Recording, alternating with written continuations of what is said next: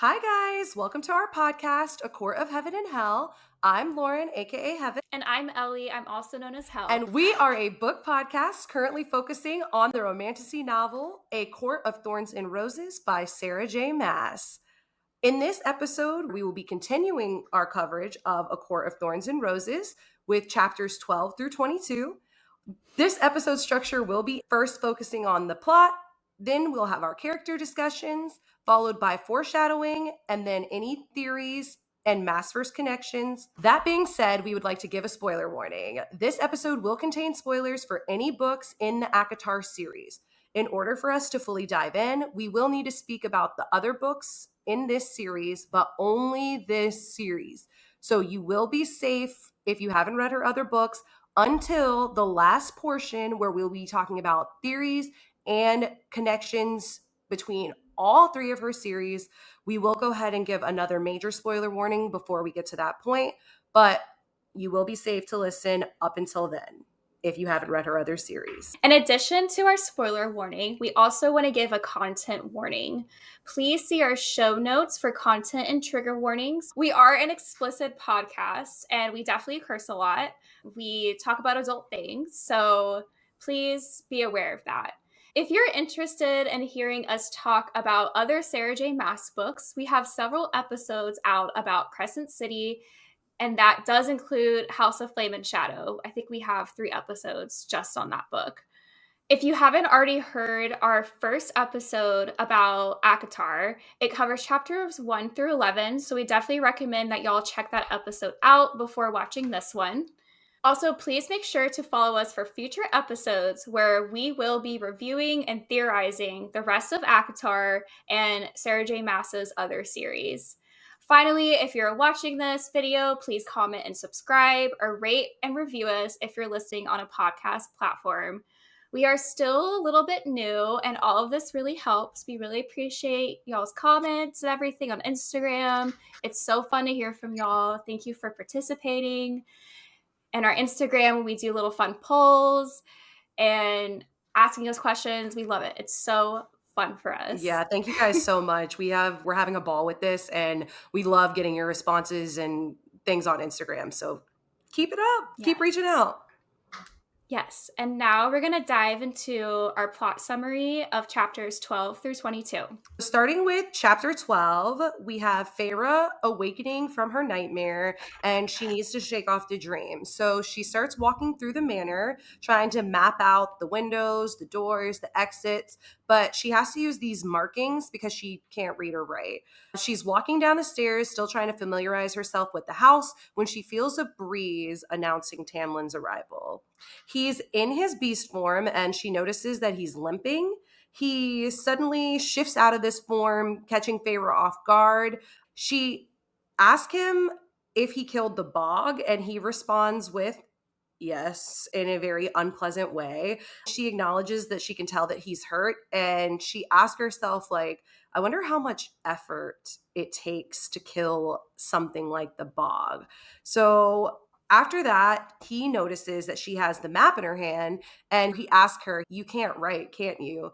And she's embarrassed, but he gives her an almost compliment by saying, well, it's no wonder you're so adept at other things. Cute. Yep. I'm like, cute. I think everyone can relate to the performance. When they tell one of their friends, you have to read ACOTAR, and their friend's like, oh my gosh, Tamlin, I love Tamlin. You're just like, You're like, it's great. He's the best. We love him. He's going to be forever. Yes, everyone can relate to that. She asks him where she can help him clean up his injured hand, and he tells her there's an infirmary, and she pockets this away as useful information, but all she can really bring herself to do at this point is feel sorry for him after the conversation that her and Lucian had earlier about his like burdens and how he lives this life of isolation. So they're in the infirmary, and Feyre cleans off Tamlin's hands, and then she notes that his injury wasn't really that bad. And again, she thinks to herself, like, if Tamlin is this powerful, like powerful enough to kill the bog and not really have any injuries when he does it, I wonder how powerful the High Lords are. This was where I like totally forgot that she doesn't realize he's a High Lord yet. So as she's about to leave, he asks her, like, how did you learn to hunt and survive when nobody even taught you how to write? And she makes the comment, that's what happens when you're responsible for lives other than your own, isn't it? You do what you have to do. I think that this is some foreshadowing for later, so we'll talk about it. And he responds by telling her, you're not what I expected for a human. It's the next morning, and after waking up, Feyre heads downstairs, finding that any evidence of the injuries that Tamlin had from the night before have been cleaned up. The hall is empty, and she's thinking to herself, oh, this might be a good opportunity for me to go view the art that I want to see without prying eyes. She's heading down a hallway when she hears like these tense voices. She realized that it's Tamlin and Lucien, and they're having an argument. So, of course, she starts to eavesdrop. Lucien is questioning Tamlin about his actions, and Tamlin's questioning him back. Lucien says they're running out of time, and he's just busy sulking around. And Tamlin is like, I made a mistake. I can't stomach doing this after what my father did to their kind and their lands. He doesn't want to be the same kind of person that his dad was. He tells Lucien to back off, and Lucien is pissed off. So he tells him, he says, for someone with a heart of stone, yours is certainly soft these days. This is another example of foreshadowing, which we'll touch on later. We touched on a little bit in last week's episode. He calls Tamlin out for sealing their fates and ruining everything, and reminds him that the danger is going to continue to come, and you won't be able to just live here or to just live out in the woods and kill anything and everything that threatens our lands like the bog. Feyre's putting together at this point that they're arguing about the blight and that it's still a threat, and she's worried for her family and the human lands. She leans forward trying to like get like a little bit of a closer listen, and she makes a sound. So immediately Tamlin and Lucien realize that she's there with their heightened hearing. She kind of steps into the office, like pretending she was there to ask Lucien a question. And she's like, do you want to go out on a hunt? And he's like, no, not today. But Tamlin's available and he's happy to go out there with you. So Feyre's, oh God, this is not what I wanted. But she like can't really say no. So she agrees to hang out with Tamlin. And she tells him, like, look, I don't really want to go for a hunt. And he's like thinking to himself, like, so you and Lucien go out hunting every day, but you don't like hunting? And he's, oh, that's why you never come back with anything. And he asks her, he's, what do you want to do instead? And so she decides that like she wants to go to the study or the library. So they're walking there, and Tamlin's kind of teasing her about the whole hunt situation. So she tries to change the subject to his hand and asking him about his injury. He says that it's slow healing due to the powers of the bog, but he thanks her and he asks her how she learned to bind wounds like that to where he's still able to use the hand. And she tells him it's just trial and error, and that she had to learn because she had to be able to use her hand to hunt even after she was injured. He asked her straight up, do you ever plan on using that knife you stole from the kitchen table? She's like, I didn't think anybody noticed that. He's like, look, if you're planning on escaping, you're going to have to get a little bit more creative than that. He says, but since you're so good at eavesdropping, maybe you'll hear something useful one day. And he leads her into the study. So now we're at chapter 13, and they go into the study, and Tamlin turns on all the candles with magic, and Feyre's noting at this point that clearly he still has magic, whereas some other people she's seen don't, and she knows that the blight is affecting their magic. She decides that she wants to write a letter to her family to let them know that A, she's safe, and to B, warn them about the blight. So she considers asking Tamlin or Lucien to write the letter, but she's too embarrassed. So she's like, fuck it, I'm just going to practice writing until I can teach myself how to write this letter. He leaves, and she starts like practicing copying words out of this book. After she's been practicing for a while, she leaves. She wakes up early and she returns to keep practicing. And after she's been copying these letters for a while, she gets up to stretch her legs and she walks around the study or library, and she realizes that there's like a mural in there, and it's this huge painting, and she's, wait a second, this is telling the story of Prithian. So this is a super long, super important passage. I'm going to read the parts that I think are really important, but I do also highly recommend just going and reading this part in the book. It starts on page 114. So, it told a story with the way colors and shapes and light flowed, the way the tone shifted across the mural, the story of Prithian. It began with a cauldron, a mighty black cauldron held by glowing, slender female hands in starry, endless night. Those hands tipped it over, golden sparkling liquid pouring out over the lip. No, not sparkling, but effervescent with small symbols, perhaps in some ancient Fey language. Whatever was written there, whatever it was, the contents of the cauldron were dumped into the void below, pooling on the earth to form our world. She says that the map spanned out across the entirety of the world, not just the land of Prithia, but also the seas and the bigger continents beyond. She says that each territory was marked and colored with intricate and ornate descriptions, including the lands that now belong to the humans. And she remembers that when she sees this, that at some point, all of the world belonged to the Fae, and they basically gave the humans some land as part of the treaty. There's no mention of humans, no signs of them on the map, as if they were as low as pigs to them. And she is upset by this, but she continues looking over the map. She says that it's super detailed, that she sees a battlefield where there's thousands of human soldiers lined up facing the fairies who are charging at them. There is another panel that explicitly shows how the humans hadn't survived that battle. And then she sees this smear of black on the panel to the other side. And she said it's tinged with glimmers of red, which is like the blood of the humans, basically. Then she says there's another map that shows the very much reduced fairy realm to what it is now.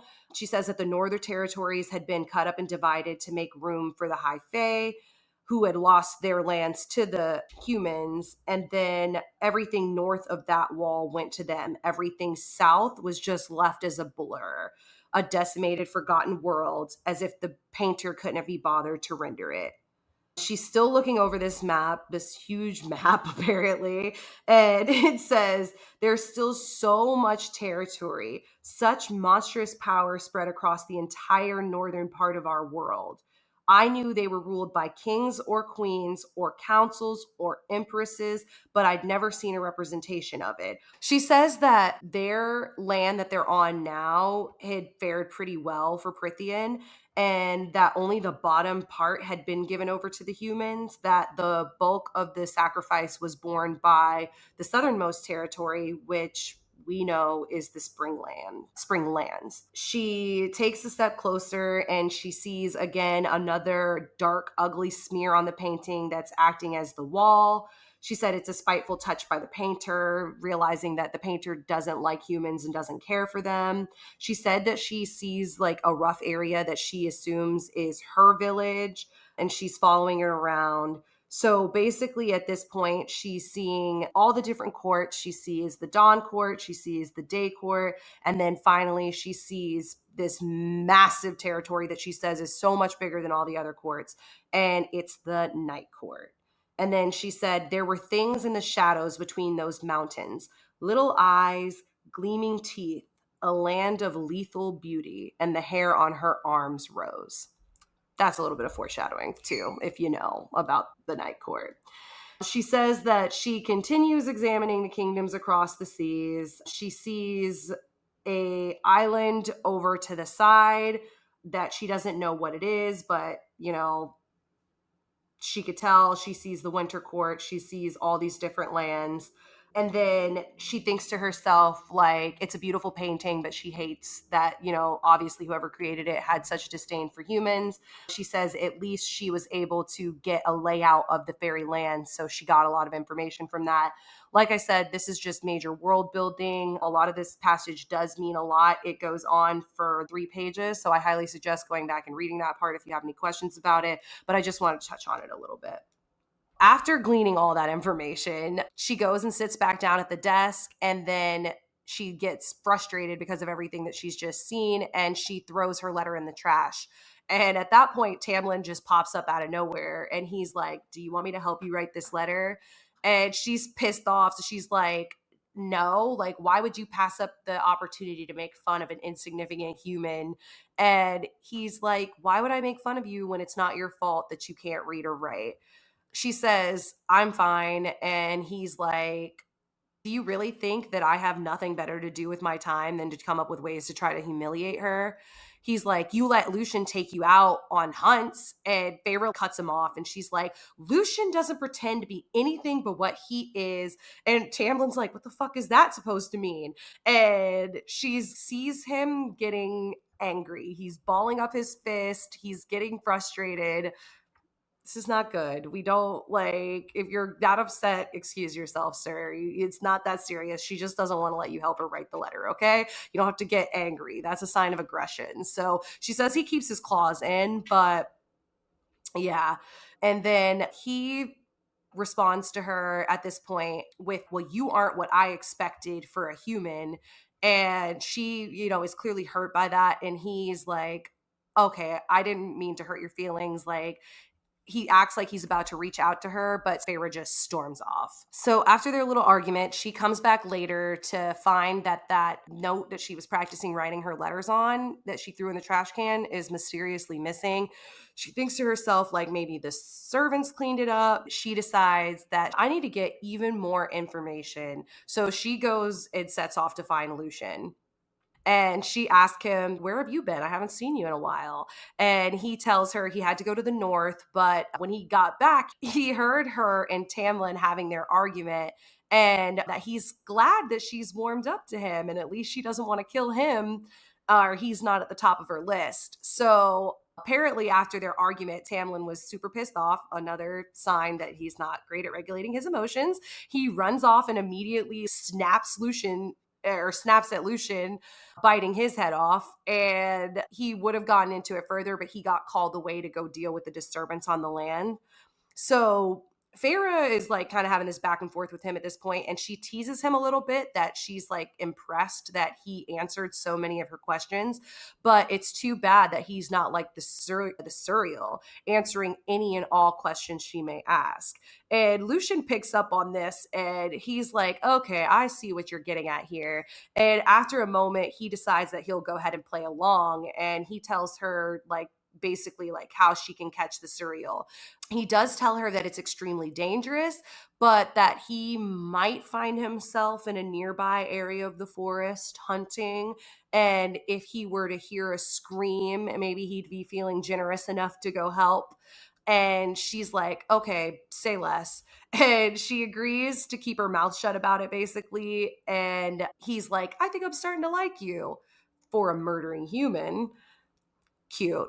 I love Lucian. Fuck it I up. love Their Lucian. banter it makes this part of the book It's for so me good. because I don't necessarily I love know. the other relationship going on. So every time Lucian and Feyre are just like talking shit with each other, I love it so much.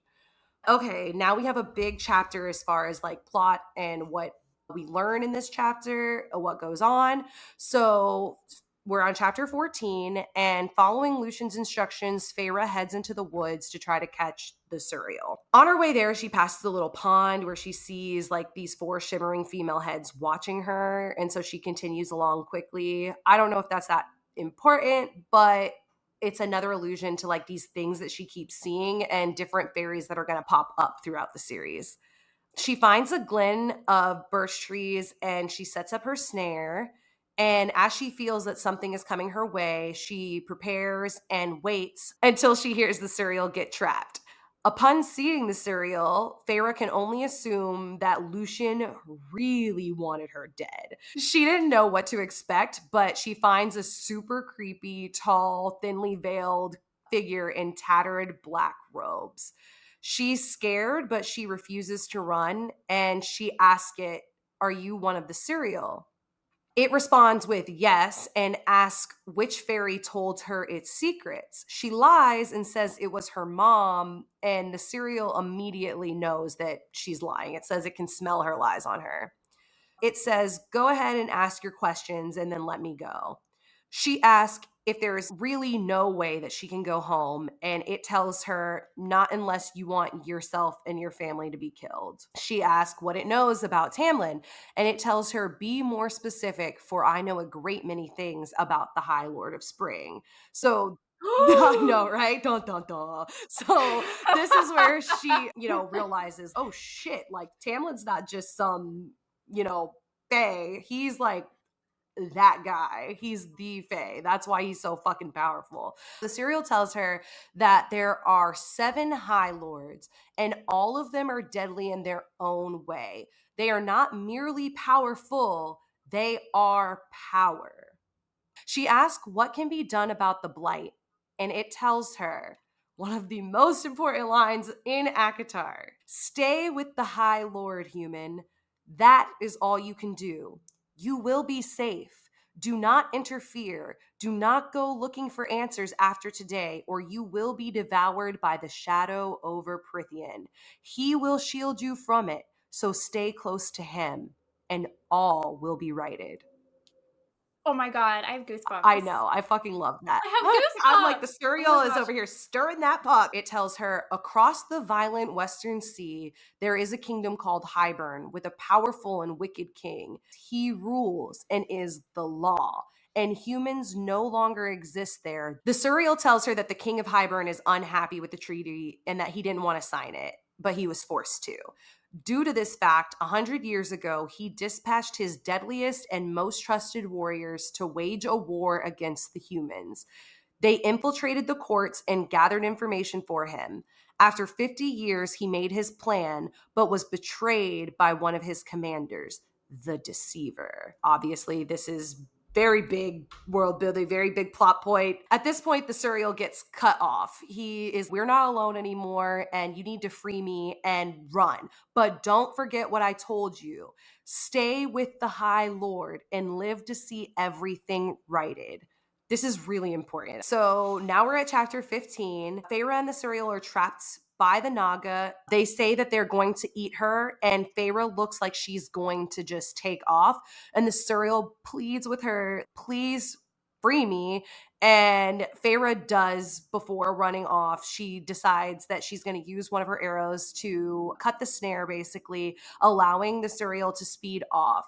Then she takes another arrow and shoots one of the Naga. She's able to actually kill it before she turns around and just takes off herself. She's Period. running away, but they're able to catch up with her pretty quickly. And when they do, one of them breaks her arm and then throws her onto the ground. Feyre has this hunting knife, or the knife that she stole from the table, in her boot, so she reaches for it and is able to stab one of them, killing it as well. But the last 2 are able to pin her down, and they're like fucking with her. They're telling her, like, "We're gonna bleed you, we're gonna cut you into pieces, there won't be anything left for the crows." But right as they're getting ready to hurt her, Tamlin shows up and quickly kills them off. He was actually searching for them when he heard her scream, and when he got to the clearing they were at, he found the dead Naga and then followed their tracks there. So he heals her with magic, and Tamlin just tells her, like, "When I'm away taking care of business, stay by the house." Then they head back to the manor. So now we're at chapter 16, and once they get back to the house, Feyre is like cleaning herself up, and Alice, love Alice, brings her hot chocolate. Feyre is asking her questions about the other High Lords after all this information that she's gathered and other fairies in the land. And Alice tells her that she needs to just mind her business and that this isn't her concern. I fucking love Alice. Feyre is like, "You'd feel differently if you had a family." And then this is where we find out that Alice does have a family. She has 2 nephews that their parents were killed, and she's responsible for their well-being. She won't answer many questions for Feyre, but she does tell them that their young are very precious to them because they're uncommon, much like the High Fae. Basically, she just gives her some background information on how the High Fae and lots of fairies are not able to conceive normally. So when they do, like, children are considered very, like, valuable and precious, and that they stay children for a long amount of time. And then she tells her that the next time she needs advice on how to catch a cereal, to come to her and not Lucian, because all Feyre had to do was just offer it a new cloak and it would have worshipped the ground at her feet, basically.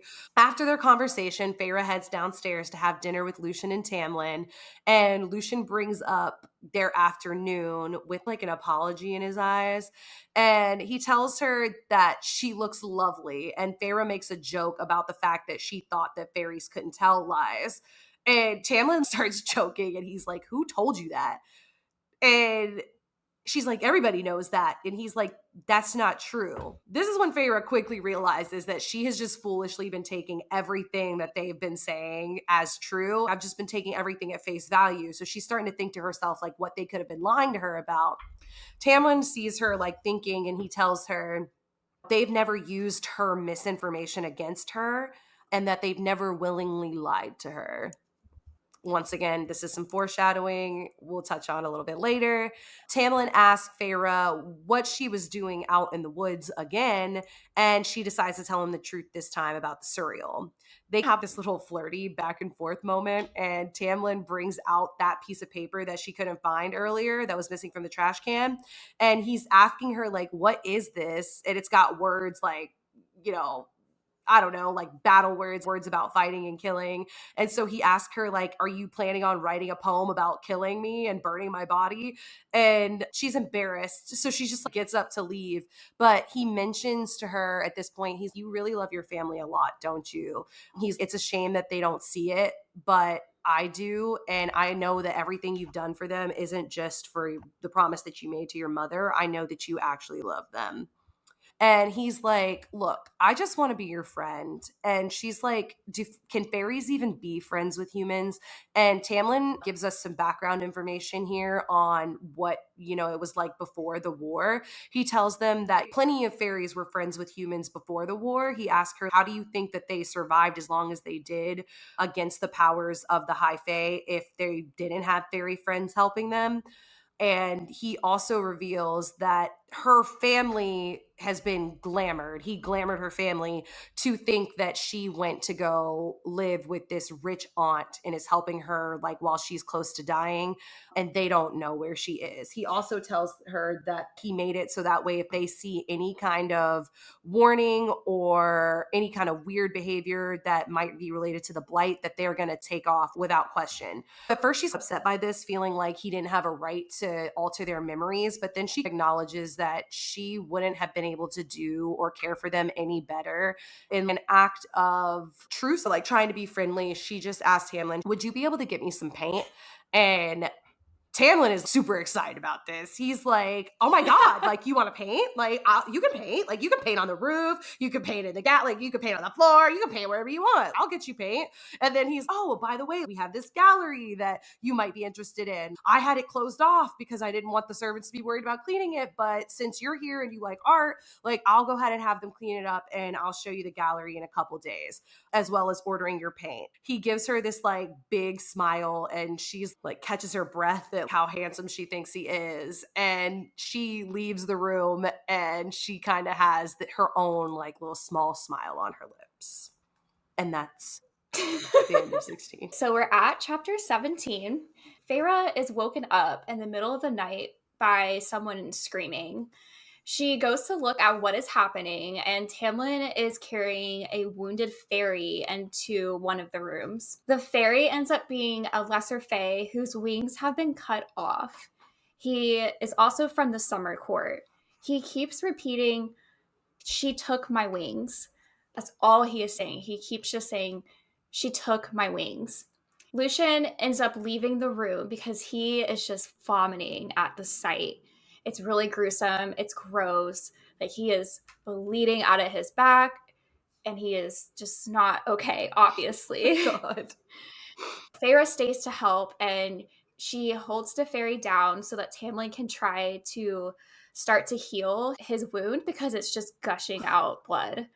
This wound will not clot, and they know that there's nothing they can do. So Feyre just holds his hand, and unfortunately, he passes away. It's a whole moment where Feyre's like, I wouldn't want to die alone either. Aw. Definitely feeling a little bit of guilt from killing Andrea. So we're in chapter 18, and the following morning, Feyre wakes up to Tamlin saddling up the horses for him, Lucien, and Feyre. And he decides to take both of them up to this beautiful overlook. It's this glen. They're looking down on all these beautiful trees. There's a creek. It's just gorgeous. They're all bonding in this moment. Feyre decides to open up to Tamlin and tells him that the Surreal told her that Tamlin is the High Lord. Ooh, ooh, okay. The knowledge. They go for a walk, just Tamlin and Feyre, and he takes her to a sparkling silver pond, which ends up being Starlight. We're going to talk about this in our theories / Maas verse connections area. Yeah. So please stay tuned for that. She asks him how it's possible that there's a pool of starlight, and he says, I don't know. I never asked, and no one ever explained. He asks her to go for a swim with him in it. Ooh. So cute. They have adorable. God. Okay. So I'm sorry. I mean, it's weird because like at this moment, I don't hate Tamlin, Right. but like just knowing what happens, I'm just like, I know. I'm trying to compartmentalize. Like I'm trying to be like, okay, I don't hate him right now. There's definitely been a few signs where I'm like, bro, you need anger management. But I'm like, I don't hate him. yes. And when she's talking about him like taking off his shirt, I'm like, he's okay. He's supposed to be hot. I have to remind myself that. But like in my mind, I'm like, okay, he is hot. Like he's not my type. I don't like long-haired blonde men. But he's supposed to be fine. And it's just funny. She compares him to Isaac, scraggly Isaac, Oh, versus yeah. like hot ass Yeah. Adonis I mean, Tamlin. I will say it's probably so much of a step up. Sorry, Isaac. Yeah, Isaac was like a Sorry. scraggly young man. She's like with a man now. So I get it. I get why Yeah. she's enamored by his beauty. And even though she can't see his face, I which is kind of mean, funny to me. But yeah. what if he was so What if ugly he was under the mask the whole time? It's like during COVID, like when like people would have like the mask over their Right. mouth, and I'd be like, "Oh, were they hot?" And then they like take off the mask, and I'd be like, "Oh, they're not." Okay, sorry, tangent. That's honestly that's funny. That's so true. So they're going on this like little swim in the Starlight Pool. There's a huge info dump here about Lucien. We get a lot of background about Lucien, our baby. We Sweet love baby him. Lucien. Tamlin tells Feyre that Lucien is the son of the High Lord of Autumn, and that, yes, boo. And it is a very cutthroat place where the heir isn't the oldest, but it's actually the strongest. So that means that Lucien and his brothers have to fight to be the heir of this court, and his brothers were like so awful. So Lucien was in love with a fairy his father did not approve of, so he killed her in front of Lucien, and his older brothers held him down and made him watch. God, I can't. Poor Lucien. Oh my god, I just want him to find someone that like loves him. No. And that wants to be with him, because this man needs some love. He needs some I love. know. I think that's why I lean towards Elaine and Lucien, but right now I feel so bad about it because like she clearly so doesn't want bad. him, and he deserves to be wanted. But I'm like, I need something to change because I need him to get his happy ending. We learned that Lucien left the Autumn Court and his title, so his brothers went after him to kill him so that they had a better chance of being the true heir and who would get the crown to be the High Lord of the Autumn Court. Lucien and Tamlin end up killing two of them, which I don't feel bad about. Not me either. Sorry. Me either. Bye. Y'all are terrible fucking people. 2 down, 4 to go. So then, after this whole Lucien info dump, Tamlin asks Feyre how her and her family became peasants, And Feyre tells him how her father was once called the Prince of Merchants. And that title was passed down from his grandfather and his father. They built up this huge debt, which caught up to him. Unfortunately, he was the one who had to deal with it. Her father tried to erase the debt. He sent their wealth onto ships to Barat, and unfortunately, all the ships sank. Okay. That's how they lost everything. They did have some money built up, and thankfully, it did last them 3 years before they had to move into the cottage, and they really were experiencing poverty. So Lucian, Feyre, and Tamlin are on their way back to the manor, and she ends up thanking Lucian for telling her about the cereal, and he, I think, feels maybe guilty because he sent her out to the cereal knowing that she might have been killed. And he did hear her scream, but he hesitated. And so, to ask for forgiveness, he ends up giving her a hunting knife as a gift, Cute. which is It cute. is cute. On to chapter 19. The next morning, Feyre's paint supplies finally arrive, and Tamlin takes her to the gallery. She is very blown away by it and is very smitten that he cleaned it up for her. The bar is on the floor. Okay, so. Oh my god, he cleaned for me. He didn't even Okay. clean. He had his servants Oh. clean, but okay. No, literally. He ordered people to He was clean like, for clean me. this up. Oh, my girl wants to see this gallery. Sorry. Anyway, it's fine. She's never been treated well. Like, it's her first time experiencing the most mediocre things that a man can do for That you. is true. Just saying, they can be doing more. So after lunch, Alice shows her to her new art setup, and she paints for the first time in a while, which is showing a lot of growth for Feyre, which is awesome for her. Love that. She's getting back to her happy place. There is a huge time jump here. It's like a few weeks later, randomly in the middle of a chapter. It's a few weeks later. Yeah. Feyre had painted basically the whole time, took some breaks to explore the spring court with Tamlin, and he would have to be gone every few days, and she found herself being worried about him. Starts to remember her family, who she hasn't thought of in some time, and she's a little upset that Tamlin let her forget them, which I will say, I don't think it's fair to blame Tamlin for that. I agree. This is her feeling upset with herself and not wanting, like, turning it on somebody else. Because I think she feels like she kind of forgot about them. And she knows that because of the glamour, like, she's feeling like they probably forgot about her. And so she's blaming Tamlin. But in reality, this isn't his fault. It's not his fault that you even thought of them. Right. But And also, like, low key, who cares? Also, you don't really need to think about them that much. They weren't doing much for you, but okay.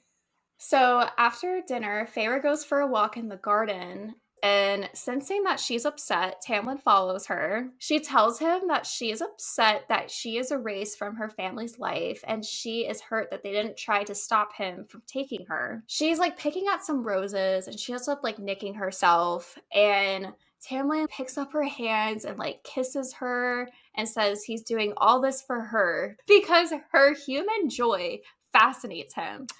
I Edward, don't is know that what it you? is, y'all. Literally, I'm sorry, but like, okay, Edward's my man, but like,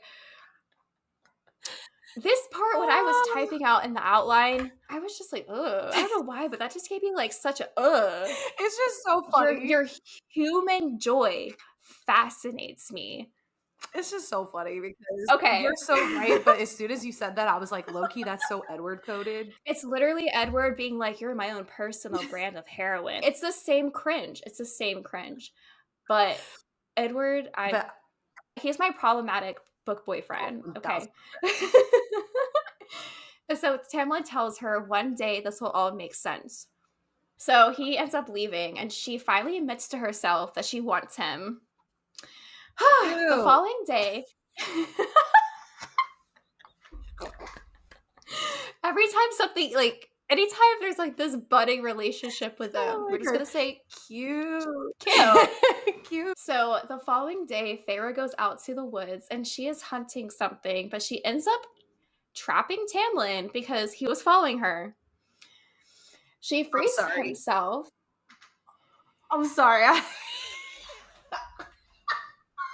No, she's literally like trying to hunt something. She sets up this trap, and instead of trapping whatever the fuck she's trying to hunt, which I'm assuming is just like something for fun, she ends up trapping Tamlin because he was following I'm her. sorry. I know you don't want to hear this, but this is Edward coded as fuck, bro. And I'm It dying is. laughing. This is her, like, him following her around Portland. And she's, the fuck are you doing here? He frees himself from this trap and gives Feyre a bunch of poems that he wrote. Again, this is just ugh. A lot of the words he used, he learned from her. And he says he learned how to write poetry when he was working at his father's war bands, but he isn't good at love poems. He writes like joking poems almost that maybe have a little touch of violence in them. How did I not see these red flags? Cute. Okay, so, oh my gosh, he followed me and he wrote me poems. Cute. So cute. It's true Girl, love. you need to call the police. Okay. The fairy police, they don't exist, but in real life, this happens to you. Yeah, Call look, the cops. if anything that happens in any book happens to you in real life, run. Just fucking run. So Tamlin tells her a little bit about how the High Fae mostly marry, but if they are lucky, they find their mate, and that is way more significant than marriage. She asks him where his father is, and he tells Feyre that his father and brothers were worse than Lucian's. They enslaved humans, and he didn't agree with that, and that's why he never wanted to harm Feyre and her family. His mom and dad were mated, but his mom would not speak ill of his father because of that bond. He didn't want to be High Lord, so he joined his father's war band just to learn how to fight. He also mentions here that he can play the fucking fiddle, which to me is this is giving like the guy that is just like, hey babe, you want to hear me play Wonderwall? The fuck up. Okay, so we got following you, Oh writing my poetry for God. you. He plays the fucking fiddle. Okay. Not my type, but whatever. Cute. Okay, so Tamlin tells her they were all killed by a high lord of another court, but his mom and himself were spared. We know who that is now, but they're doing their little walk, and she notices fairies are starting to build bonfires, and she asks what they're for, and he says that this festival called Calamine is in 2 days. Oh my god, we're getting to the good part. Oh yeah. He says that Calamine is a ceremony that helps regenerate the lands for the year ahead with a ritual. Ooh. He tells Feyre that she is not allowed to come to it. Sorry, you can't come to our party. They get back to the gardens, and Tamlin gets freaked out all of a sudden and says, stay hidden and do not come out. So Feyre like jumps and hedge. She's hiding. She sees Lucian and Tamlin are talking to someone, but it doesn't look like anyone is actually there. The stranger is telling Tamlin that she wasn't pleased when she heard of Tamlin dispatching warriors. Another she again. Tamlin says he's tired of cleaning up her mess, and the stranger says she sends them to remind Tamlin if she catches him trying to break the terms. And then Lucian cuts in and says, well, he's not. So this has to do with the fairy that they found from the summer court. There's this bitch is like this she is sending winded fairies to bother Tamlin. The stranger says again that Tamlin has a heart of stone. This happens a lot in this book, and obviously is like a huge part of the ending. Huge. Feyre is now just, who the fuck is this bitch? And that's what the chapter ends on. Chapter 20. It is the night of Calamine. Oh my god. She sees that right outside the woods is the bunches of bonfires, and she can taste all the magic in the air. She sees Tamlin leaving for their ceremony. He is like shirtless, just casually going to this ritual shirtless. And he says he has to go participate in this great rite and to lock her door and to not come out until morning. Of course, she doesn't do that, but we love her for that. You can't be walking around shirtless and think I'm not going to follow you. No, I'm just kidding. She keeps having this pull towards the ceremony. And she really wants to go to it, but she does what he says at first, and she locks herself in her room. But then she's like, nah, I'm going to go. I'm going. Like, what is this about? So she conceals herself in a cloak, and she's finally at the ceremony. There's hundreds of fae, and a lot of them start heading into this cave. And right as she is about to ask a fae what is happening, oh my god, okay. Okay. Someone grabs her by the arm, and there's 3 of them. This part are being really creepy and saying they haven't seen a human woman in a long time. She says to leave her alone, and they won't, and they keep like tightening their grip on her. All of a sudden, they like freeze and let her go, and she hears a deep voice behind her say, oh my god, I can't even say it, I'm like crying. This voice says, there you are, I've been looking for you. I can't even. Oh my god, y'all. The Shadow Daddy has entered the motherfucking chat, y'all. This is when I was like, okay, I this love is this him. man. This is the guy. This is the guy that Lauren told me about. Okay, I see where this is going. Yeah, here we go. The stranger puts his arm around her and says, thank you for finding her for me. Enjoy the rite. And they go away.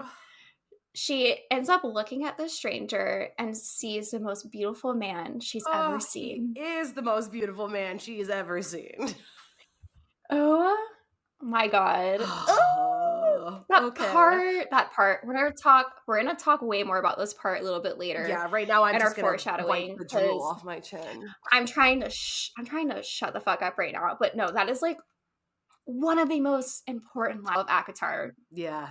So chapter 21. The stranger has short black hair like raven's feathers, pale skin, and blue eyes so deep they were violet. He asks what a mortal woman was doing there, and she says her friends brought her. She says they went to go get refreshments, and he asks if he can escort her anywhere. That's actually cute. That's like good. Cute. Yeah, that's like actually cute. She asks if he's part of the spring court, and he says no, and that all monsters are let out of their cage for Calamine, no matter the court they belong to. She tells him to have a good rite and leaves. Lucian ends up finding her and is, what the fuck are you doing here? And takes her back to the manor. Lucian realizes Tamlin didn't really tell her what Calamine actually is, so he tells her that it is a rite performed by the 7 High Lords, and Tamlin allows great and powerful magic to enter his body and turn him into the hunter to find the maiden to couple with, and that magic will regenerate the lands. Tamlin has to hunt down a white stag. We're talking about it later. Keep that in mind. And kill it for an offering. Tamlin. Golly. What a gem. He tells her that Tamlin wouldn't be himself, and he would go literally feral if he smelled Feyre in the crowd, which she is like, oh my god, he wants me. Cute. Feyre gets a little jealous, but she dozes off and wakes up when the drums stop. She is really hungry, so she makes her way to the kitchen. And who does she run into? Tamlin. Oh, Lord. Tamlin says he smelled her and searched for her while he's like grabbing her in this kitchen. She tells him to let go, and he says she drove him mad and he had to go find someone else, and he was rough with her, but he wouldn't have been rough with Feyre. I really hope if y'all need to watch our YouTube video because our facial expressions are amazing. Okay, and then he starts like making out with her neck and is like, don't ever disobey me again. Like he's trying to be like, oh, I'm sorry. I'm getting uncomfortable. I think my ovaries just like shrunk. Literally shriveled. I was like, they were bursting 2 seconds ago when this man was on the and now they're like shriveled up fucking, I don't even know. Oh, okay. I can't. Okay, so this is our last chapter of this episode, and then we're going to dive deep into what all this means. So in chapter 22, Feyre wakes up the next day and it's past noon. She finds Tamlin and Lucian in the dining room. Lucian asks Feyre why she has a bruise on her neck. And she says, oh, Tamlin, ask him. Oh my god. Cute. And Farah, they kind of get into a little bit of an argument here. Ugh. And they end up apologizing to each other later at dinner. And he decides to bring her flowers. It's giving, I'm sorry I was creepy and aggressive, but here's flowers. Again, the bar is on the floor. I'm so worried about this other girl. Like, I understand that she volunteered, but I can't It stop was this thinking about other this other girl. girl. Okay. I was rough with Anyway, her. Oh, oh okay. All right. don't even look at me. So Alice ends up dressing Feyre in a dress, which is not her typical outfit. And Alice tells her that she comes from the summer court and that her sister and her mate were killed, which here we learned that it was like we know that she had nephews, but it actually was her sister and yeah, her mate that were the ones that were killed, which is really sad. Mhm. Feyre comes down to the dining room all dressed up, and Lucian gets the hint. So he leaves. Oh, He's like, oh, she's trying to do something. Like they're flirting, you know. So cute. he picks up the memo. Tamlin and Feyre end up having an intimate dinner. She takes him to her art room, and she has never shown anyone her paintings before. She showed him a painting that she made for him, and it was the Starlight Pool that they went to a few chapters prior. And he starts to notice all of her other paintings, which a lot of them have to do with her cottage and other stuff that has seen when she was growing up. She asks him if there's anything she can do to stop the blight, and he says, you don't have to, which we know it's not true. He tells her that he thought of letting her find anywhere else in Prithian to live, but he wants her there at home safe and painting with him. He says he doesn't feel alone, and she doesn't lock her bedroom door that night. That is what we love. Cute. I can't. Okay. Okay, I know Okay. that was a lot. That was the end of that chapter. I want to say, just to make it clear, there's nothing wrong with wanting to have rough sex if that's what you're into. And it's Yeah. between two consenting adults. I wanted to make that clear. It's the ick factor for me is like the whole like I was rough with her, but I wouldn't have been rough with you. And like, I know that she's consenting to this technically, but the whole thing just, I don't know why that just rubbed me. Well, no, not the right way. So, anyways, but I wanted to make that disclaimer. I'm sorry, but if a man ever said to me, I was rough with her, but I wouldn't be rough with you, I'd be like, why are you like, I don't want to know We're about your other good. sex partners, Literally, first of all. we're good. Like, thank you. Could have gone my whole life without that knowledge. So let's start on our character discussions. We have a lot to talk about with some of these characters Yeah. and what their development is going like. So let's first start with one of the side characters, and that is the Surreal. The Oh, we love the Surreal. cereal. We do. So obviously the cereal has all the hot goss in Prithian. Literally, I just love Slay. the portrayal of them being like the tea sipping like best friend that everyone has everywhere. Like I love that.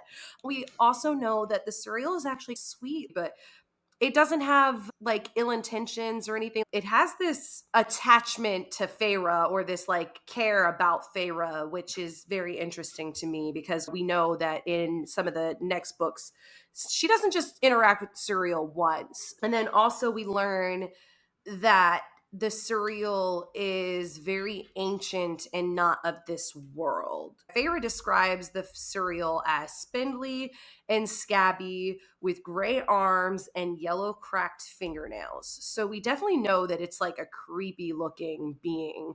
But it also says that we know that it's older than Prithian, older than the bones of this land. So I'm very curious as to what the surreal is. We love the surreal. Cool. They will show up again. I consider them a side character. They're not necessarily a main character, but they Me too. are a recurring character. I will say that. So, on to the main characters. There isn't too many new characters except for one in this portion, but we do get some character development. So, Feyre, she's starting to come out of her shell a little bit more, and she's starting to realize that her knowledge about the Fae isn't really all true. They aren't all these like horrible that she was told of. They can lie. They are a lot more like humans than she thought. But yeah, she's starting to paint again. She seems like she's in a good place. She's having this new, awesome, budding Mhm. relationship. So I'm going to say about that.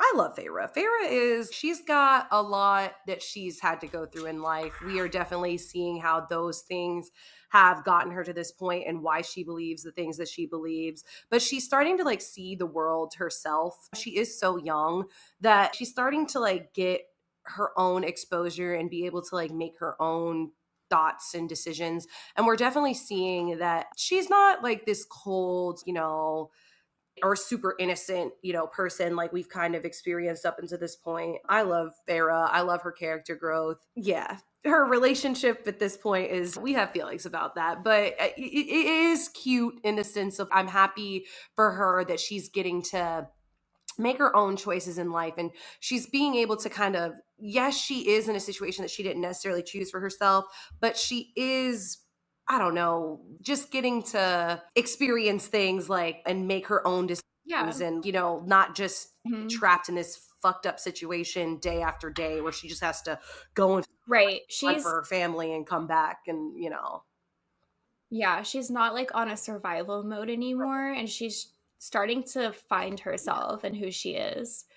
I love her journey. Lucian. We learn a lot about Lucian and his background in these few chapters. We learn that he comes from a really traumatic family.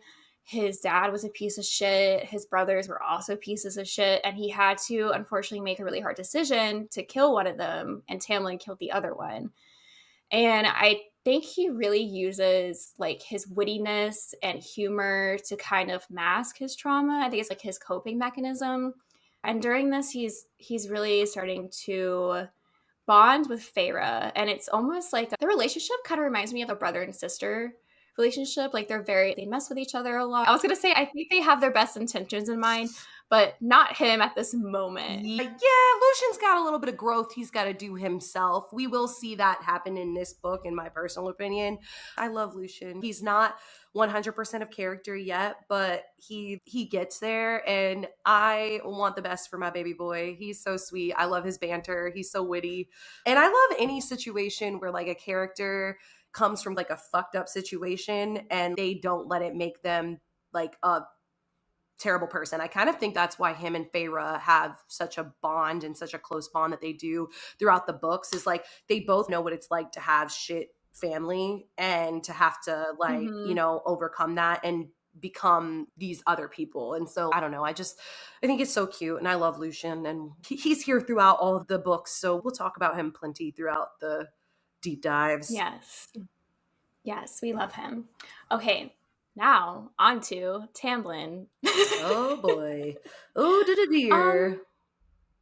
we talked so much about him during our plot summary that I don't even know if I want to add too Yeah. much, but y'all know my feelings about him. Yeah. He's just kind of there. Like he is just I agree. I agree with what you said about he hasn't really done anything too bad yet. Like we know he has anger mhm. issues. Obviously, he needs a therapist. Yeah, red Yesterday, flags, like but buddy, I mean, obviously everybody can benefit from therapy, but Tamlin more than others probably. He has a traumatic family life and he just needs to learn right. how to regulate his emotions. And I think that's his main Mhm. issue. Also, I think that he's just not the guy for me. So it's hard for me to see him with Farah knowing that's not who I want her to be with. So I've obviously, if I have to admit, like the first time I was reading this with, fresh eyes and not knowing what was coming, I didn't have quite the same visceral feeling about Tamlin. I Me can tell too. you I don't like when people try to act like Tamlin is like this ugly troll or something like that because I see people say things like that. He's not. He's supposed to be this like beautiful like Adonis type dude. Like obviously he's attractive.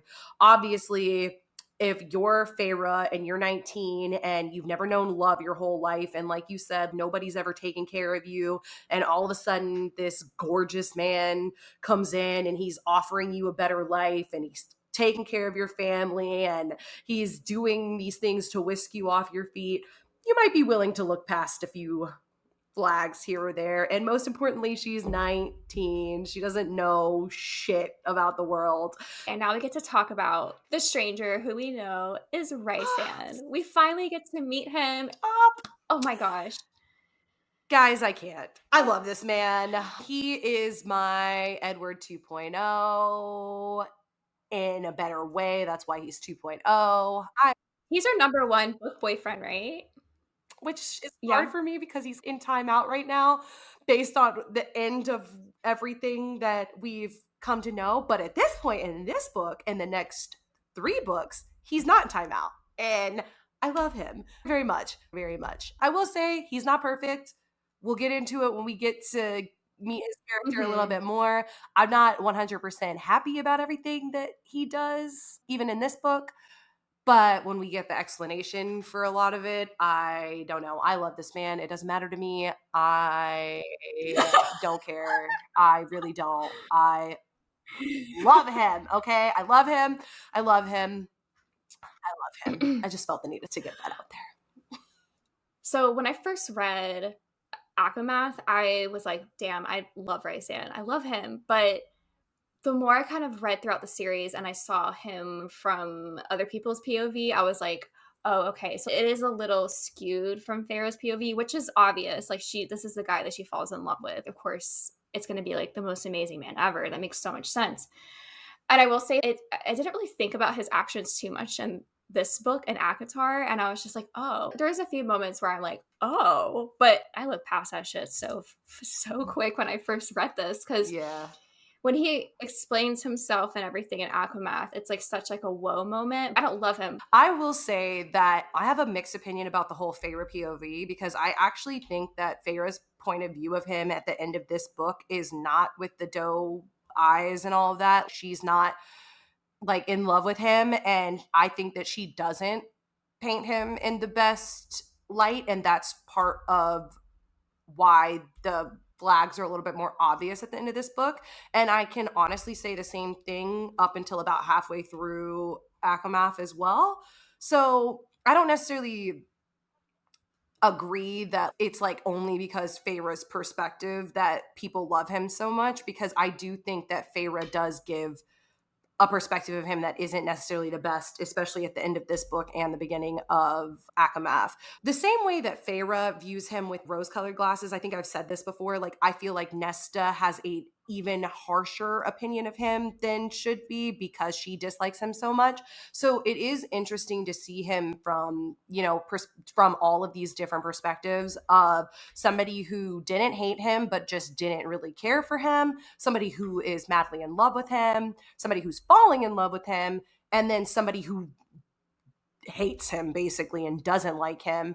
So that's why I think I'm able to take all of it with a grain of salt and kind of form my own opinion. I will say that some of the actions that he has in Silver Flames, in Frost and Starlight, the bonus chapter, it's the decisions that he made that make me be like, pause, not the perspective that I'm getting it from. So I don't know. That's what I just wanted, because it's, I don't know if Feyre's perspective is why I love him so much, because like I said, I really don't. I think that it has to do with who he is as a person, what he does, what he's willing to do for the people that he loves, because I don't mind a morally gray character at all. I don't mind even a little bit of a toxic character, to be 100% honest, as is proven by my love of Edward still 20 years later. So I just want to say that. He's not perfect, but I don't like perfect Right. characters, to No be one is. 100% honest. So Same. it gives it more Yeah. interest to me. To be fair, the only thing that I think he's ever done to me that was like borderline, I wouldn't even say unforgivable, but was like, bro, you really fucked up, was withholding information from Feyre that could put her life in danger. But yeah. Anyways, we'll touch on that more when we get through the series. But, other than that, the other things, I don't think they're great character moments, but it's not enough for me to be like, oh, I don't love you anymore. Because if somebody that I loved, that I was in love with, did those things, Hmm. it would be a conversation. It wouldn't be like oh, I don't like you anymore. I don't care about you anymore. You know what I mean?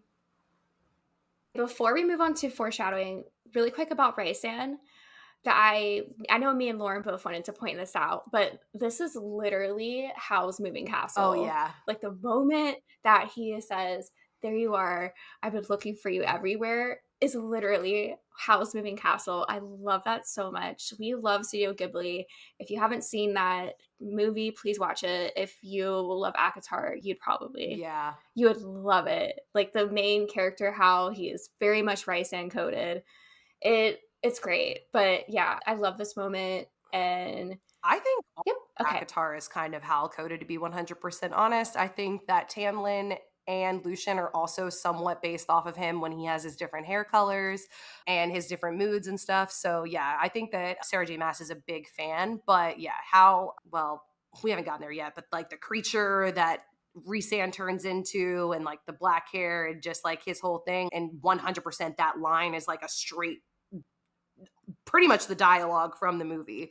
So yeah, definitely Hal's Moving Castle coded. Okay, so foreshadowing for this portion of the book, we start with chapter 12, where Feyre literally says, "That's what happens when you're responsible for lives other than your own, isn't it? You do what you have to do." So this for me is foreshadowing in the sense of how Feyre is actually able to understand Rhysand in later books, because Rhysand is a morally great character, and as I've said in the last episode, I also believe Feyre is actually a morally great character. So this is like just more fuel for that fire, I guess.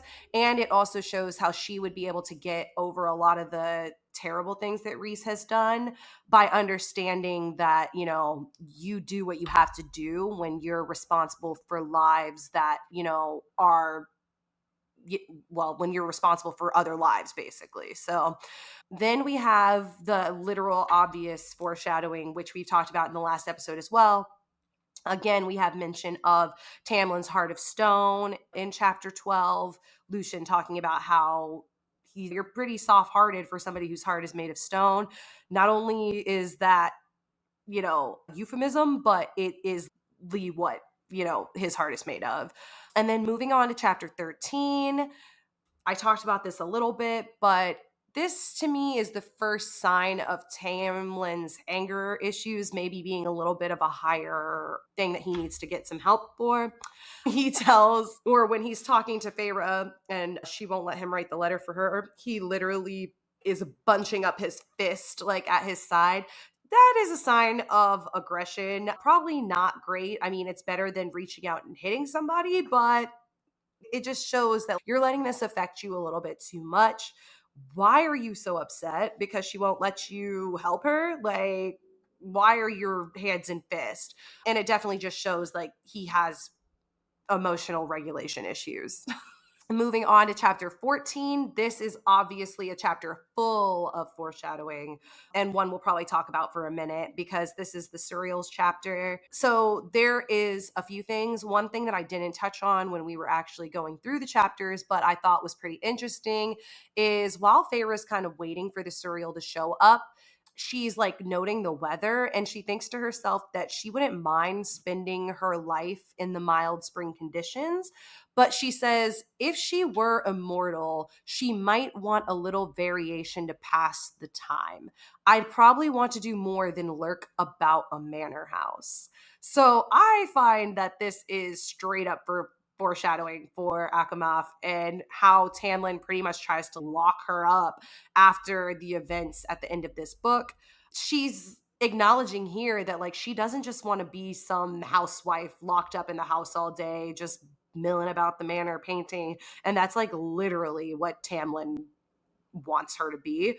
So I just think that's pretty interesting that Feyre has these thoughts to herself all the way this early in ACOTAR. Then we have the literal conversation that she has with the Surreal. Stay with the High Lord, human. That's all you can do. You will be safe. Do not interfere. Do not go looking for answers after today, or you will be devoured by the shadow over Prithia. I'm assuming that the shadow is the King of Hybern or Amarantha in this case. I want to say it's the King of Hybern because he's like more of a bigger bad villain, but this could also allude to a power that we haven't even really seen yet. I didn't think that, because when I read this, I thought it was probably about, like you said, the King of Hybern, who Amarantha worked for Mhm. him. So that's what I thought. I mean, Yeah. maybe it is foreshadowing for something we haven't even met I'm yet. thinking, well, I mean, I'm not saying it is, but I just think it definitely could be because Shadow over Prithian, Yeah. like the King of Hybern, I mean, I don't know. Call me crazy, but I know he was supposed to be this big bad villain, but in my opinion, he just ended up really not being that crazy of a villain. I think I made my sentiments clear about what happens if Elaine's the person who takes you out. Like, you're not the badass that you think you are. But maybe it was alluding to him, but I just think that's interesting. I think it's definitely possible that is something that we haven't even seen yet. Then it says, he will shield you from it. So stay close to him and all will be righted. We know that Rhysand is the most powerful High Lord who's ever existed. He can protect her. If anybody's going to be able to protect her from this big bad villain, it's going to be Rhysand. Like, I don't even know how I thought. Well, okay, I do understand how at this point I thought, but Tamlin is not that powerful in comparison. So, especially if my theory about this being something that we haven't even met yet is correct, then it would make sense that he's telling her like that this is about Rhysand and not about Tamlin. Stay with the High Lord and live to see everything righted. I'm guessing that this means, well, it's he's re-emphasizing the importance of how important it is for her to stay with the High Lord. But I think by everything righted, it just means basically they're fated. That's literally like what mates are, and that this is his way of saying if you stay with the High Lord, like you'll eventually meet your mate, which is what fate, has dictated for you.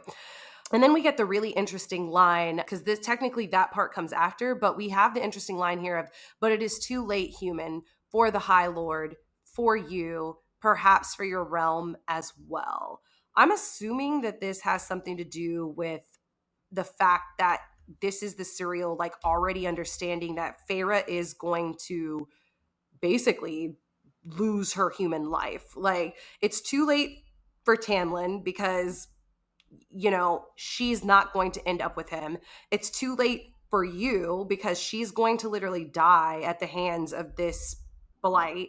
And perhaps your realm as well. I think that's just indicative of if they were to have lost the war, if they were to have lost the battle, what would that have meant for the human realm? They would have been in danger as well. So in chapter 16, we get Tamlin like telling Feyre basically that even though fairies can lie, he never willingly lied to her. I think the word willingly matters very much here. We know that the Fae use words in very deliberate manners, and the fact that he's using the word willingly should let us know that means that they are lying to her about something. It's against their will. They literally can't tell her, but they have lied to her about something. And obviously, we know that in this situation, that is the fact that this curse is been put on by Amarantha, who Amarantha is, and the fact that Feyre is the only one who can break it.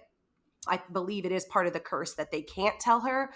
So, because if they do, it won't work. And so, yeah, just very interesting to see that play out as it does. But to see that little bit of warning there, I don't think I caught it the first time I read it, but definitely clearly saying, we never willingly misled you, but we are misleading you. We have a little bit of foreshadowing in chapter 18, where when Tamlin and Feyre are in the Starlight Pool, he asks her how she learned to swim, and she tells him it seemed like a vital ability to learn. One day it could be something that could be the difference between life and death. And we know that it literally is the difference between life or death when she goes to steal the Book of Breathings in Akamath. So I just thought this was like a tiny little nod to that. It's one of those things where it's, if I was reading this the first time, I probably wouldn't have even been paying attention to that. But the fact that Mhm. she says that like she learned it because she felt like she one day might need it, and it literally comes back to be a life-saving thing that she knows, Very interesting. Very interesting. I don't know if that was planned foreshadowing by Sarah J. Maas, but I definitely think that it is a bit of foreshadowing there. In chapter 19, Tamlin is telling Feyre how his brothers and dad were all killed by a high lord of another court, but him and his mom were spared. We know this was Rhysand because Tamlin's dad killed Rhysand's mom and sister. So that's a whole thing. I mean, I don't Yeah. feel bad about I that don't at know. all. I'd have killed them too, if I'm being 100% honest. They were pieces of shit. He spared the mom. That was kind. He spared Tamlin. Tamlin was the only one who didn't fight for slavery and oppression of this, of the human realm.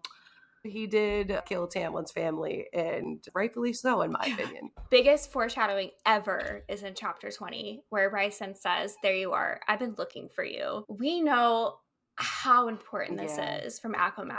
He gives his long ass speech about what he endured under the mountain and how he was having these dreams of finding his mate, and he was searching for her, and he had a feeling that he needed to go to Calamai, and he did. He persuaded Amarantha to let him go, and he went, and he just had this feeling, and he was like, this is what he means. There you are. I've been looking for you. Yeah. He's been looking for her for so long, and he finally finds her, and he's just like, why am I so drawn to this person? Why are you been coming into my dreams? I just love this. This is just such good I cannot wait until we get to the whole portion of Yeah. Aklimath. Whole speech. It's one of those Oh, things. so good. I love this too. I love that she had the wherewithal to foreshadow this far. She clearly knew where she was going with the story. I Mhm. don't have too much to add to that because I think that we will talk about it so much when we get to his chapter about him actually explaining everything that occurred and led them to that point. I think I've made it clear. I fucking love this man. I love this man. I love Feyre and Rhysand. I love their relationship. I love it. I love them. I'm here for it. And yes, this is excellent writing, like you said, excellent use of foreshadowing, especially to us as the reader, because there's absolutely, like when Akamath wasn't even out yet, there's absolutely no effing way that anybody would have guessed she's gonna end up with this dude. Then in chapter 22, Feyre asks Tamlin if there's anything she can do to stop the blight, and he says you don't have to, which is not true at It's just all. a Like, blatant lie. It's just a blatant lie. But I mean, yes. I'm like, he has to I lie. get it. He Okay. has to lie. Right. I'm not defending him in this aspect, but I'm saying he's trying to save his people, and it's not something that I don't think a lot of these characters also wouldn't Yeah. do. I mean, I will defend him, I guess, because he has to. Amarantha isn't just threatening his people. She's threatening the world. Like she's threatening if they don't break the curse and get her out of power, it's not just his people that are going to suffer. It's all of the courts, all of the fairy realms, the human realms, the people that Feyre is so concerned about and worried about, they're going to be on the chopping block. She doesn't know that because, he can't tell her, but he literally can't tell her. It's part of the curse. So I will defend him in that part just because it is bad, but it's like he literally had no other choice. If anybody's to blame here, it's Amarantha, in my opinion. Tamlin's got a lot of faults, but this, in my view, is personally just not one of them. Like you said, not just would any of these characters do this, I would do this if I was in this situation of something like this. If it was between me having to lie to somebody that I don't even love yet, or the world being taken over by this evil entity, I'm lying. So I appreciate that POV because it's really giving the ethical theory of utilitarianism. I'm sorry if I didn't pronounce that correctly. I'm not good at pronouncing words sometimes, but it's basically this ethical theory where you can sacrifice one thing for the bigger picture. And in order to save as many people, and that really, I think, aligns with a lot of these characters in Sarah J. Maas books. People are just thinking, okay, how can I do the most good I can? And if I have to sacrifice a few people for a bigger portion of people, I will. Right. So it kind of goes along with that Yeah. ethical theory. And I love ethics. I love ethical theories. I love it. So I Yeah. wanted to bring that up. But Yeah. Well, and I yeah. feel like Feyre is also tested in this way 100%. One of Amarantha's trials is literally, I mean, we'll talk about it when we get there, but is literally her having to Right. kill two people to save the world. And so this literally, that's kind of like Amarantha's thing pretty much, is to, make people have to make these really fucked up, hard choices. That's how she's getting to them because, I mean, like I said, that's literally, that comes back in a big way when Feyre has to go through her trials and she has to decide, do I kill these two innocent people who didn't do anything to save all of the people that are under this mountain, all of the humans, all of the Fae and Prithian, or do I, stand on my moral high ground and not do this, and then everybody dies and everybody suffers and everybody has to live under this bitch's rule. That's definitely something that like is kind of fucked up. But if I was the one in that situation, the Feyre situation, that's something that's like even a step further. I would not hesitate to lie to somebody if that was going to save the world. But killing somebody is definitely something that, you definitely have to, especially somebody who's begging for their life. That I don't know what I would do in that situation. But in this situation where it comes to Tamlin about not being able to lie to her, and like I said, he doesn't even care, or not being able to tell her the truth, and he doesn't even really have strong feelings about her yet, one way or the other. I don't know. I get it from his perspective. That's all of the really important foreshadowing that we're going to point out. There is a bunch of smaller foreshadowing that y'all can find in those chapters, but those are just the ones that we wanted to talk about a little bit. Yeah. And that being said, now is the time for our Mass verse theories and connections portion. So I want to go ahead and give that big spoiler warning. Thank you for staying with us this far. We've had so much fun breaking down these chapters of ACOTAR, but this is your warning that if you have not finished all 3 of Sarah J. Maas's series, including House of Flame and Shadow, please exit. We will be touching on events that occur in all 3 series starting now. Okay, bye guys. Okay.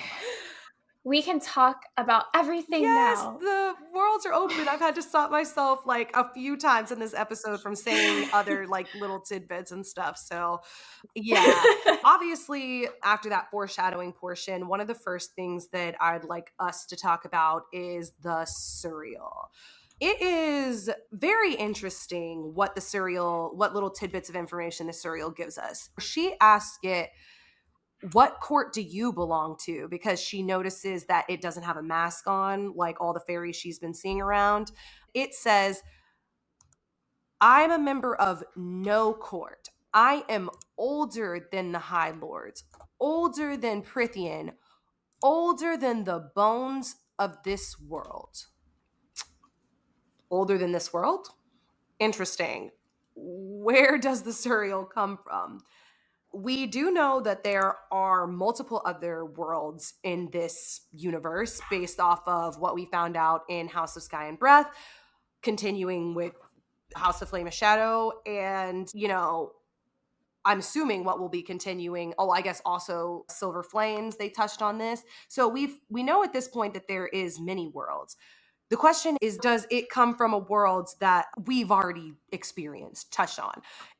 My thought process is older than this world, can't be Midgard, has to be Aurelia, Throne of Glass world. That's my thinking. Unless it's just some other world completely.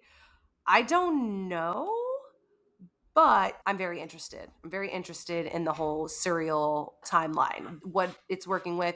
I've seen some really interesting theories about it possibly being somebody that was a fae in Throne of Glass and has basically aged up to being the surreal, which would be thousands and thousands of years, which would be really interesting. I've seen crazy theory about the Suriel being somebody who's actually involved in the story right now.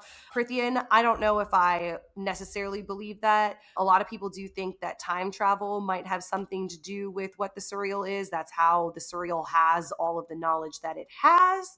So there's some really interesting theories out there. I don't 100% know where I land on this topic yet, but I definitely think that it's made clear that the Suriel is not from this world. And there is a reason that the Suriel knows the information that it does. And I'm just I have to really delve into that and think about it and figure out why I feel like that is. So, yeah.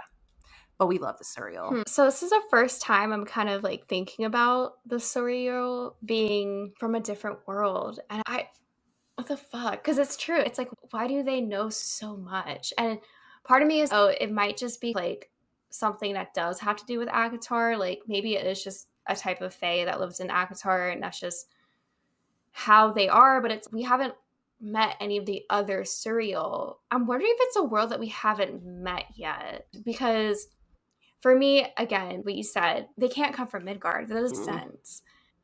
Throne of Glass, I mean, maybe, but I couldn't think of like why would they come from Throne of Glass? Right. Like, why So would they have I made think I'm the. kind of right. So I think I'm kind of leading to maybe they come from a different world, or maybe this doesn't matter too much to like the actual plot. Only reason that I feel like it does matter is because I don't feel like Sarah J. Maas just threw this in here for no reason. There is, I mean, I could be wrong, could be plot hole, but what would be the purpose of it explaining to her it's older than the High Lords, older than Prithian, older than the bones of this world? That means something there, like that, especially with all of the things that we know about all the different types of, higher beings that are in these series. I don't know. I feel like it does equate to something. It's important for some reason. I just don't 100% have my complete theory fleshed out yet. Right. But I have seen, like I said, some very interesting things out there. I don't necessarily align with any of those ideas that I've read about so far. I do think that this is going to come back up. And it would be really interesting if there are other Surreal, or if, this is such a deep thing, but in Throne of Glass, Alid is talking about the gods. She basically says something along the lines of they think that the gods are these like that are like these higher beings, but really they're just creatures from another world. Like she says that. So, or that's them not understanding that they really just come from another place. So that means that there's other worlds that we haven't touched on. But I think that there's 11 worlds and there's 26 dimensions, or like time. I don't know how to explain it. Oh my god, so much. What the Right, fuck? because Harp moves you through time, not through worlds. I do think that because when Aelin fell through the world, she fell through 11 worlds. I think that there's confirmed at least 11 worlds. But then again, when Bryce went into the office in the Asteri, like in the Eternal City, she says that there was like, she made it seem like there was hundreds of worlds. But all of that to say, I just think that it's possible that there are definitely beings that come from places that we have not experienced yet. And the Surreal could be one of those. So the second thing I wanted to point out that a lot of people talk about online is the Starlight Pool that's in the Spring Court. And why is there a Starlight Pool in the Spring Court? It's interesting. And I have seen theories of it possibly being some type of portal to different worlds. I don't know exactly how I feel. I'm curious to hear what you think, Lauren. When it comes to the Starlight Pool, the possibilities are endless in my mind. I do think that it was put in there as foreshadowing, like for the whole like Starlight like situation, Feyre, being drawn to it, even though Tamlin didn't take her there. She asked what happens when you drink the water, and he tells her, it's supposed to make you happy for the rest of your life or whatever. I'm just like, interesting. So one of the bigger theories that I've seen, and I wish I could like credit these people, but like I just see them all over the place and I literally have no way of keeping track, or even over my years of reading Akatar where or when I saw them. But I know it is a popular theory that Rhysand's sister and Tamlin were actually mates, and that the Starlight Pool being there is like a nod to her, basically. I will say I don't know how accurate that is, because Tamlin says that the pool has been there for, so long, and like people don't even know how it got put there. Maybe it has something to do with the fates in the cereal. I don't know, but I do think that it is very interesting and very important that it's there and it means something. There was a little bit of a part in this portion of chapters where Tamlin was talking about how the garden was a gift for his mother. And I don't know how the fuck it would happen or how it would all play out, but Elaine becoming Lady of the Spring Court it just won't leave my mind. So maybe it has something to do with that. Like you said, it could just be foreshadowing that Feyres are going to be part of the Night Court at some. Because the one thing about Tamlin and Rhysand's sister being mates, and how there's a Starlight Pool there, maybe for her, is that he literally says that he doesn't know why it's there and no one ever explained it to him. Right. And like, yes, he could be lying. He could be lying, but I don't know. I would love that. That's a really cool theory. That would be so interesting if he actually saved her and was able to use the Starlight Pool that could potentially be able to save her. But it's just, again, I would love that. But I don't know how much I can see that happening just with what we know. Right. What if one of Tamlin's ancestors was like mated to somebody from the Night Court? I don't know who it would be though. But we know it's been there longer than Tamlin knows about it, because he doesn't have any information on it. But that's Hmm. only 500 years. In the grand scheme of things, that means that we don't really know when the pool got there, other than it being, there before he can remember. Just really interesting that it would be there. So maybe like Rhys and Tamlin share a ancestor somewhere, or are also related in some way, like every other single person in this series. The Starlight Pool is such a question. And if y'all have anything you want to point out, please comment because It's got to it's mean something that something, I right? don't know how I've right. Like it has to. And I just don't know what it Yeah. means. I don't know if we'll ever know what it means. It's one of those things again where I feel like she put it in there for a fucking reason. Now, I could be wrong. It could be 100% that it doesn't matter at all, but I lean towards there's a reason for this, especially like the whole it's supposed to make you happy when you drink it, and like her being so descriptive of what she felt like when she went into it. That's what leads me to believe that it might be like a portal of some sort. But I don't know, man. I don't know. We'll see. I have to flesh out my thoughts a little bit more on the matter. But she describes it as it's not as thick as oil, but it's not as thin as water. And there's just so much detail on it that if it wasn't gonna add up to something more, then why does she spend so much time like focusing on it? So the next thing we wanted to bring up is the mention of the white stag that Tamlin has to kill during the rite. And we know every single Sarah J. Maas series involves a white stag. And Throne of Glass, the white stag is something that shows up and gives Aelin hope. And Crescent City, there is a stag king. And also, Lydia has connection to a stag.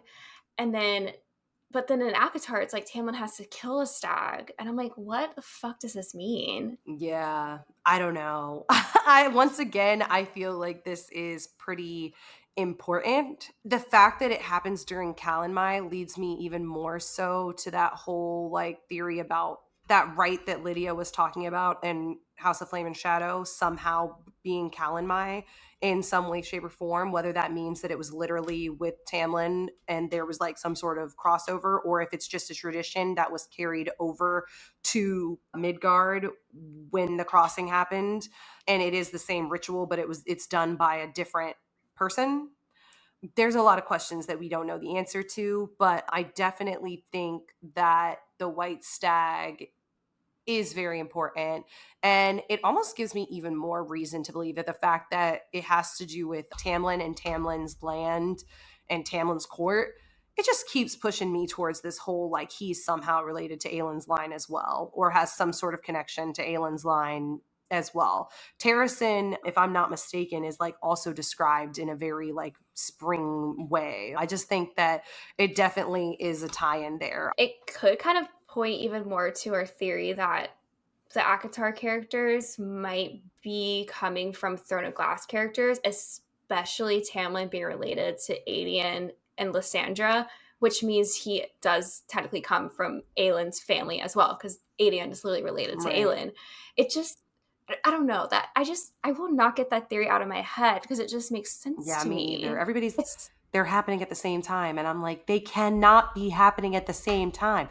Even if they're different worlds, which I know I had questions about at some point, the timeline just doesn't make sense if they're all happening at the same time. it's weird because we have two different bits of information from these books because, like you said, Lydia comes from Brennan's line, which means that Brennan was a long time I think ago. it's like 600 But years. we also know that Aelin was falling through the worlds and she saw Rysand. So we have two different types of information that kind of contradict each other, but it kind of confirms the fact that these worlds are able to like you're able to time travel through these worlds.